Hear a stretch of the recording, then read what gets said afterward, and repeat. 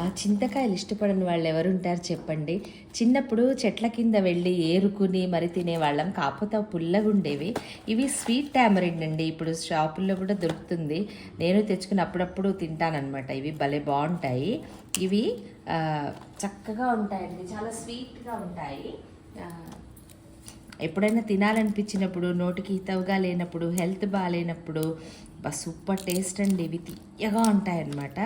ఎన్నైనా తినచ్చు. అంటే 1 or 2 అయితే అన్నం తిన్నాక కానీ అలా మౌత్ ఫ్రెష్నెస్గా కూడా వాటిల్లో ఇవాళ రేపు పెళ్ళిళ్ళలో కూడా అప్పుడప్పుడు పెడతారు. భలే బాగుంటుంది. మీరు ట్రై చేశారా? సూపర్ మార్కెట్లో దొరికే ఇవి కూడా మీరు కూడా తప్పకుండా తినండి. చాలా టేస్ట్ అండి. ఇవి ప్యాకెట్ వచ్చేసి 160 రూపీస్ అలా ఉంటాయన్నమాట. బ్రాండ్ బట్టి ఉంటాయండి. ఇవి సీజన్లో దొరుకుతాయి.